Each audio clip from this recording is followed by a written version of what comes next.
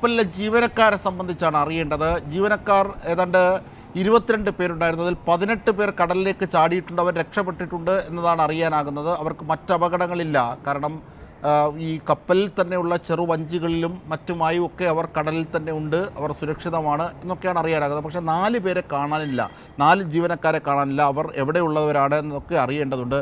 ഇപ്പോൾ എം സന്തോഷ് കൂടി നമ്മോടൊപ്പം ചേരുകയാണ്. സന്തോഷം, എന്തൊക്കെയാണ് ഇപ്പോൾ ഈ ജീവനക്കാരെ സംബന്ധിച്ച് അറിയാനാകുന്ന വിവരം? കണ്ണൂരും കോഴിക്കോടുമുള്ള തീരങ്ങളിൽ ഇപ്പോൾ നാം തീർത്തിരിക്കുന്ന ജാഗ്രതകൾ എന്തൊക്കെയാണ് സംസ്ഥാനം എന്ന നിലയിൽ? അജിംഷാദ്, ഞാനിപ്പോൾ ഉള്ളത് കണ്ണൂരിലെ അഴീക്കൽ തുറമുഖത്താണ്. ഇവിടെ നിന്നും 44 നോട്ടിക്കൽ മൈൽ അകലെയാണ് ഈ തീപിടുത്തം ഉണ്ടായിരിക്കുന്നത്. അതേസമയം തന്നെ ഈ അഴീക്കൽ തുറമുഖത്തോ അല്ലെങ്കിൽ കണ്ണൂർ ജില്ലയിലെ മറ്റു തീരത്തോ ഏതെങ്കിലും തരത്തിലുള്ള കാര്യമായ ആശങ്കപ്പെടേണ്ട സാഹചര്യമോ ജാഗ്രതാ നിർദ്ദേശമോ ലഭിച്ചിട്ടില്ല. കോസ്റ്റൽ പോലീസിന് ഇത് സംബന്ധിച്ച വിവരം കൈമാറിയിട്ടുണ്ട് എന്ന് മാത്രമേ ഉള്ളൂ. ഏതായാലും ഈ ഏറ്റവും അടുത്ത് കിടക്കുന്ന തീരം എന്ന് പറയുന്നത് അല്ലെങ്കിൽ പോർട്ട് എന്ന് പറയുന്നത് അഴീക്കൽ പോർട്ട് തന്നെയാണ്. അതുകൊണ്ട് തന്നെ അഴീക്കൽ പോർട്ടിലുള്ള ഈ പോർട്ട് അധികൃതരും എല്ലാം ഇതുമായി ബന്ധപ്പെട്ട കാര്യങ്ങൾ വിശദമായി പരിശോധിച്ചു വരികയാണ്. കോസ്റ്റ് ഗാർഡുമായും അതോടൊപ്പം തന്നെ ഈ നേവിയുമായും എല്ലാം തന്നെ ബന്ധപ്പെട്ട് വിവരങ്ങൾ ശേഖരിച്ചു വരുന്നുണ്ട്. അഴീക്കോട് MLA KV സുമേഷും ഈ പോർട്ട് അധികൃതരുമായെല്ലാം ബന്ധപ്പെട്ട് ഏതെങ്കിലും തരത്തിലുള്ള വിവരങ്ങൾ ശേഖരിച്ചു വരികയാണ്.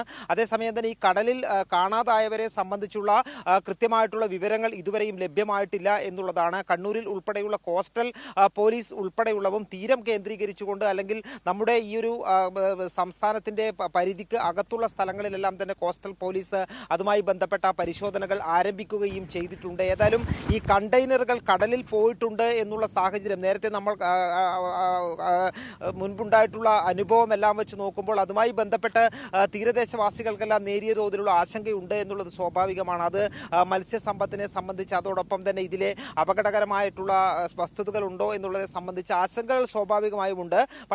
പക്ഷേ ഏതെങ്കിലും തരത്തിലുള്ള ഔദ്യോഗികമായിട്ടുള്ള ജാഗ്രതാ നിർദ്ദേശമോ മുന്നറിയിപ്പോ ഇതുവരെ കണ്ണൂരിന്റെ തീരപ്രദേശങ്ങളിലേക്ക് ലഭിച്ചിട്ടില്ല. അജിംഷാ, തീർച്ചയായും ഈ അതോടൊപ്പം തന്നെ ഏതായാലും ഇത്തരത്തിലുള്ള ഒരു സാഹചര്യം ഉണ്ടായിരിക്കുന്ന ഒരു സംഭവം ഉണ്ടായ പശ്ചാത്തലത്തിൽ ഇതുമായി ബന്ധപ്പെട്ടിട്ടുള്ള ജാഗ്രത ഏതായാലും തീരപ്രദേശത്ത് തുടരുന്നുണ്ട് എന്നുള്ളത് തന്നെയാണ് ഏറ്റവും പ്രധാനപ്പെട്ട കാര്യം. ഇനി കൂടുതൽ കാര്യങ്ങൾ ഇതിൽ വ്യക്തത വരേണ്ടതുണ്ട്. കാരണം ഒരുപക്ഷെ ഈ കടലിൽ പോയിട്ടുള്ള കണ്ടെയ്നറുകൾ, കാരണം ഈ സംഭവം നടന്നത് ഈ പറയുന്ന അഴീക്കൽ തുറമുഖം, അഴീക്കൽ പോർട്ടാണ് ഏറ്റവും അടുത്ത ഒരു സ്ഥലം എന്ന് പറയുന്നത്. 44 നോട്ടിക്കൽ മൈലാണ് ഈ തീരത്ത് നിന്നും ഈ സംഭവം നടന്ന സ്ഥലത്തേക്കുള്ളത്. അതുകൊണ്ട് തന്നെ ഈ കടലിൽ പോയിട്ടുള്ള കണ്ടെയ്നറുകൾ, എത്ര കണ്ടെയ്നറുകൾ ഉണ്ട് എന്നുള്ളതിനെ സംബന്ധിച്ച കൃത്യമായിട്ടുള്ള വിവരങ്ങൾ ലഭിക്കേണ്ടതുണ്ട്. അതോടൊപ്പം തന്നെ ഈ കണ്ടെയ്നറിലുള്ള വസ്തുക്കളെ സംബന്ധിച്ച് കൃത്യമായിട്ടുള്ള വിവരങ്ങൾ ലഭിക്കേണ്ടതുണ്ട്. എന്താണ് അതിലുള്ള കാര്യങ്ങൾ എന്നുള്ള കാര്യങ്ങൾ കൃത്യമായി അറിയേണ്ടതുണ്ട്. ഇതുമായി ബന്ധപ്പെട്ട് ഈ കണ്ടെയ്നർ കടലിൽ പോയിട്ടുണ്ടോ എന്നുള്ള വിവരം ഉള്ളത് കൊണ്ട് തന്നെ തീരദേശത്ത് അത് സംബന്ധിച്ച നേരിയ ആശങ്ക നിലനിൽക്കുന്നുണ്ട്. പക്ഷേ നിലവിൽ അത്തരത്തിൽ ഏതെങ്കിലും തരത്തിലുള്ള ജാഗ്രതാ നിർദ്ദേശം ഒന്നും തന്നെ പോർട്ട് അധികൃതർക്കോ അല്ലെങ്കിൽ തീരപ്രദേശത്തോ ലഭിച്ചിട്ടില്ല എന്നുള്ളതാണ്.